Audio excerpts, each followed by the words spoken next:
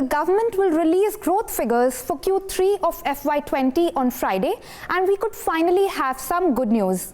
In Q2, GDP grew by just 4.5%, which was the lowest since March 2013.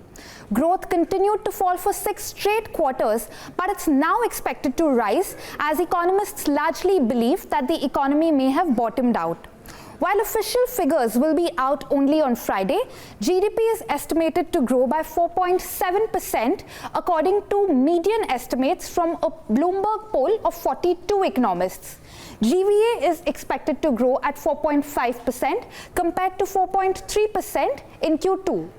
There's a wide range of estimates from 4.3 to 5.2% for GDP in Q3. Rahul Bajoria, Chief India Economist at Barclays, expects GDP to grow by 5%. He expects higher growth in agriculture and mining, led by higher crop production and fewer weather disruptions. Manufacturing is expected to stage a partial recovery after having contracted in the previous quarter, but services are largely expected to remain lackluster, according to him.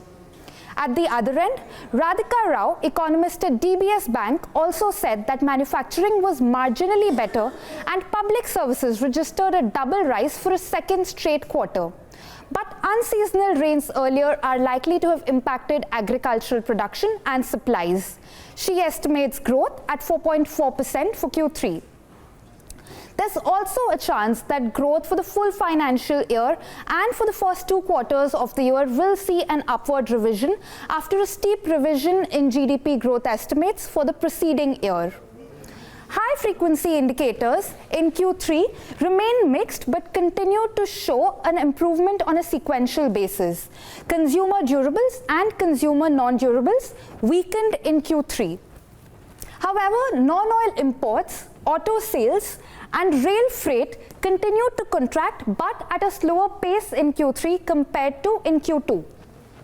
While PMI remained flat at 52, core inflation, which is a critical indicator of demand in the economy, weakened to 3.6% on an annual basis in Q3 compared to the previous quarter. Core IIP contracted further to 1.17%, while export growth continued to contract but at a deaccelerating pace. Foreign tourist inflows showed strong growth of 5.6% in Q3. If these latest economic indicators are to be believed, we could see growth in GDP rise for the first time in 6 quarters. The key question is by how much?